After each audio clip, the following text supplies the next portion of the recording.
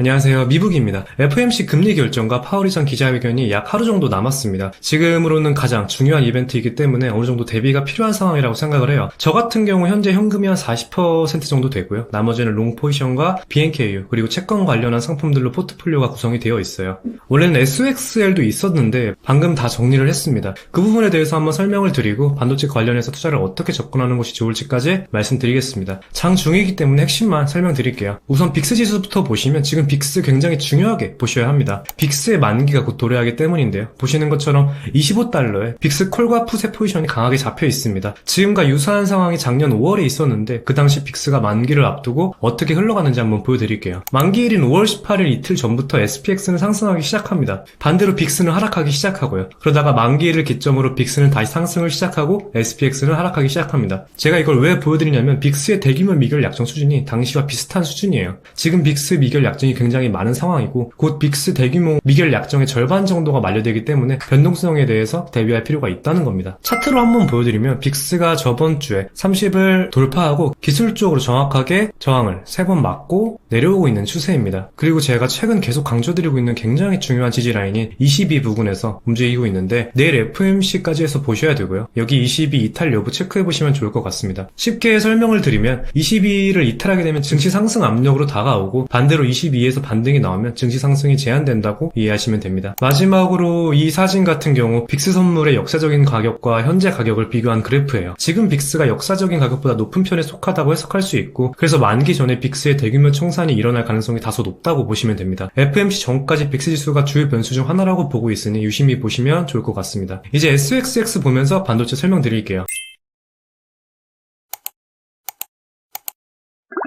보시면 SOXX가 작년 10월부터 해서 이런 상승 추세에서 움직이고 있어요.